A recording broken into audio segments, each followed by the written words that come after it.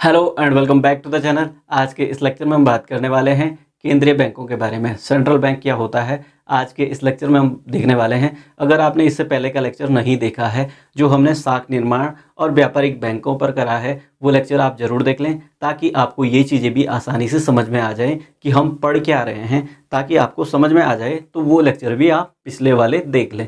तो आज जो पढ़ेंगे हम, वो पढ़ेंगे केंद्रीय बैंक यानी सेंट्रल बैंक को। अब ये वो वाला सेंट्रल बैंक नहीं है जो आपने देखा होगा। एक सेंट्रल बैंक कौन सा है, व्यापारिक बैंक भी है। वो हिंदी में भी सेंट्रल बैंक लिखता है और इंग्लिश में भी सेंट्रल बैंक लिखता है। पर जो ये वाला है, ये है आपका केंद्रीय बैंक या सेंट्रल बैंक। हिंदी में केंद्रीय बैंक है और इंग्लिश में सेंट्रल बैंक। ये भारत में अगर केंद्रीय बैंक की अगर बात करते हैं तो भारत में कौन सा है, आरबीआई आपका क्या है, केंद्रीय बैंक और सेंट्रल बैंक। तो ये दूसरा वाला सेंट्रल बैंक नहीं है जो व्यापारिक बैंक है। तो ये हो गया आपका केंद्रीय बैंक। अब देखो, किसी भी देश का केंद्रीय बैंक जो होता है वो बैंकों की सर्वोच्च शाखा होती है। सर्वोच्च शाखा का मतलब है सबसे ऊपर जो होता है बैंकों में, वो आपका केंद्रीय बैंक होता है। जैसे एग्जांपल ले लेते हैं, जैसे आईएएस है और आपका है प्रधानमंत्री है। देश में प्रधानमंत्री है और आईएएस है। आईएएस देखो कि उसका दायरा देखो, उसका दायरा सिर्फ अपने एरिया तक ही सीमित है। और प्रधानमंत्री कहीं भी जा सकता है, कोई सी भी योजनाएं कभी भी बदल सकता है, कुछ भी चीज़ें बदल सकता है, कुछ भी चीज़ें कहीं भी पहुंच सकते हैं, किसी भी राज्य का निरीक्षण कर सकते हैं, किसी भी राज्य में कभी भी पहुंच सकते हैं। तो केंद्रीय बैंक भी वैसे ही है। वो किसी भी बैंक से कभी भी रिपोर्ट मांग सकता है, किसी भी बैंक पर छापा मार सकता है, कहीं पर भी कुछ भी चीज़ें कर सकता है बैंकों से संबंधित।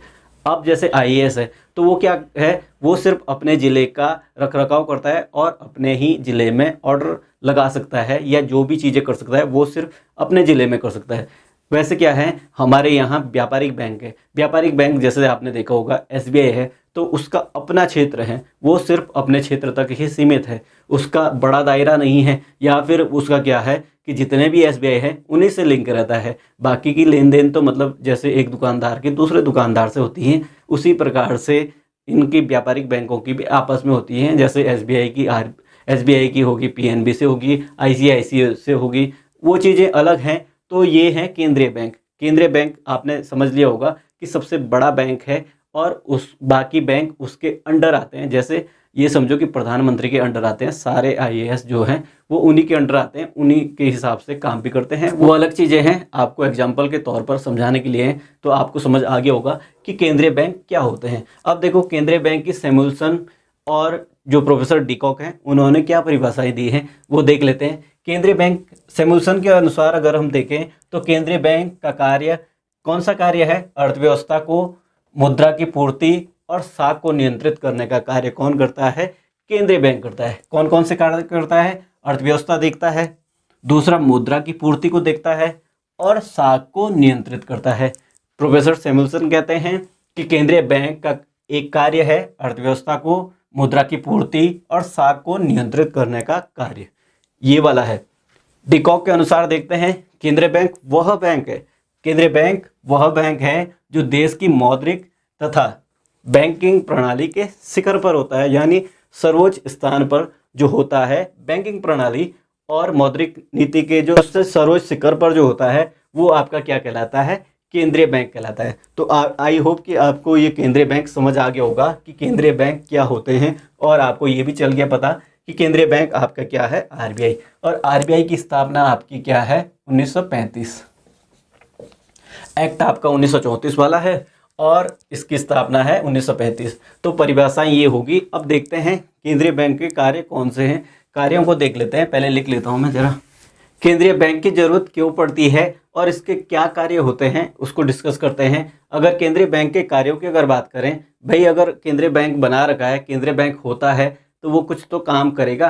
क्या काम करता है उसको देखते हैं, कार्यों को देखते हैं। सबसे पहला कार्य देखते हैं इसका, नोट छापने का एकाधिकार होता है। जैसा कि आपको पता ही है भारत में कौन सा है केंद्रीय बैंक, जैसा कि हमने देखा आरबीआई क्या है, आरबीआई आपका क्या है, केंद्रीय बैंक आरबीआई है। तो नोट छापने का एकाधिकार, जो केंद्रीय बैंक है उसके पास नोट छापने का एकाधिकार होता है, उसके अलावा कोई भी नोट नहीं छाप सकता है। जैसे भारत में 1 रुपये का नोट तो क्या है, वित्त मंत्रालय छापता है, पर जो नोट बाकी नोट छापने का अधिकार है वो किसका है, एकाधिकार है किसका, केंद्रीय बैंक का, सिर्फ और सिर्फ केंद्रीय बैंक का नोट छापने का एकाधिकार होता है।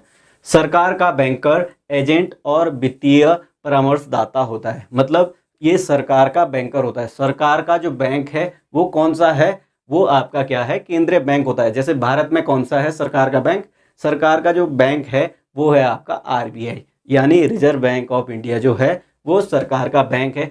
एजेंट भी है और वित्तीय परामर्शदाता, मतलब वित्तीय परामर्शदाता का मतलब होता है कि जो वित्त से संबंधित चीज़ें हैं उसके लिए परामर्श भी देता है, यानी सुझाव भी देता है।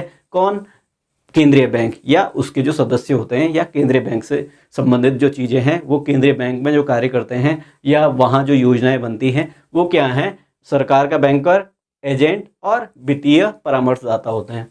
बैंकों का बैंक, जैसे कि मैंने बताया कि बैंक सबसे उच्च सर्वोच्च शिखर पर है ये बैंक, और बैंकों का बैंक है ये। मतलब सारे बैंक इससे लोन लेते हैं, जितने भी बैंक है वो केंद्रीय बैंक से लोन लेते हैं। तो बैंकों का बैंक भी कौन हुआ, केंद्रीय बैंक। अंतिम ऋणदाता, अगर लास्ट में लोन लेने जाएं, अंतिम ऋणदाता, इसके अलावा इससे आगे है ही नहीं। जैसे कहा जाता है कि पृथ्वी यहाँ तक है उसके बाद खत्म हो जाएगी, वैसे ही क्या है, अंतिम ऋणदाता कौन है, केंद्रीय बैंक। इसके बाद ऋण नहीं मिलेगा। अगर आपको यहाँ भी ऋण नहीं मिला, फिर आपको डिस्ट्रिक्ट में भी ऋण नहीं मिला, आपको पूरे देश में कहीं भी ऋण नहीं मिला है, आरबीआई के पास भी अगर ऋण नहीं मिला है तो कहीं नहीं मिलेगा। इसके अलावा कोई भी ऋणदाता नहीं है, यानी अंतिम ऋणदाता ये हो गया। विदेशी विनिमय कोषों का संरक्षक होता है। जितना भी हमारा फॉरेन एक्सचेंज होता है, विदेशी विनिमय होता है, कोष होता है, जैसे डॉलर्स रखे रहते हैं या आपकी विदेशी प्रतिभूतियाँ रखी रहती हैं, सिक्योरिटीज़ रहती हैं, वो क्या हैं, विदेशी विनिमय कोषों का भी ये संरक्षक होता है, यानी इसकी देखरेख करता है कौन, केंद्रीय बैंक करता है। साख नियंत्रण, साख नियंत्रण जैसे कि मैंने पिछले लेक्चरों में बताया कि साख निर्माण करता है। साख निर्माण कौन करता है, व्यापारिक बैंक, वो साख निर्माण करते रहते हैं और ये क्या करता है, उस पर कंट्रोल लगाता है। यानी साख पर नियंत्रण कौन करता है, केंद्रीय बैंक। किस प्रकार से नियंत्रण करता है वो आगे के लेक्चर में हम देखेंगे कि साख का नियंत्रण किस प्रकार से किया जाता है, वो आगे देखेंगे। विकासात्मक जो कार्य हैं उनमें भी केंद्रीय बैंकों का बहुत ज़्यादा योगदान रहता है। यानी विकास के जितने भी कार्य रहते हैं, जैसे बहुत सारा योगदान का मतलब है कि जैसे बहुत सारे जगहों पर ये पैसा देते हैं तो उस वजह से क्या है, विकासात्मक कार्य होते रहते हैं। मतलब इनका कुछ शेयर्स रहता है, जैसे मनरेगा में भी इनका शेयर्स है, तो वैसे टाइप के कार्यों में इनका शेयर रहता है। ये कार्य के लिए पैसा देते हैं, तो विकासात्मक कार्यों के लिए भी क्या है, केंद्रीय बैंकों का योगदान रहता है। अन्य कार्य में अगर बात करें, आंकड़े एकत्रित करता है। जितने भी आंकड़े हैं आपको आरबीआई की साइट पे जितने भी आंकड़े मिलते हैं, वो बैंक दर हो गया, जितने भी आपको आंकड़े मिलते हैं उनको एकत्रित कौन करता है, केंद्रीय बैंक करता है। अंतर्राष्ट्रीय वित्तीय संस्थाओं से संबंध जितने भी हैं, मतलब वर्ल्ड बैंक है, आईएमएफ है, जितनी भी चीज़ें हैं उनसे संबंध जिसका होता है वो सेंट्रल बैंक का होता है। यानी जो देश का सेंट्रल बैंक होता है उसका अंतर्राष्ट्रीय वित्तीय संस्थाओं से संबंध रहता है। बैंकों का सर्वेक्षण करता है, यानी उनकी निगरानी करता है, उनका सर्वे करते रहता है, क्या कौन सा बैंक दिवालिया होने वाला है, इसको कैसे संभाला जाए, कैसे इसकी निगरानी की जाए, वो सारी चीज़ें क्या है, बैंक करता है, यानी केंद्रीय बैंक करता है। विकास के सेमिनार का आयोजन करता है, मतलब विकास किस प्रकार से किया जाए, कौन सी नीति बनाई जाए, क्या चीज़ें सही रहेंगी, क्या चीज़ें बेकार हैं, उनका क्या करता है, विकास के सेमिनार का आयोजन करता है। तो आई होप कि आपको केंद्रीय बैंक क्या होता है और केंद्रीय बैंक के कार्य कौन से हैं समझ आ गया होगा। अगर समझ आ गया है तो वीडियो को लाइक कर दें, अपने दोस्तों के साथ शेयर कर दें, और चैनल पर नए हैं तो चैनल को सब्सक्राइब करना ना भूलें। मिलते हैं नेक्स्ट लेक्चर में। धन्यवाद।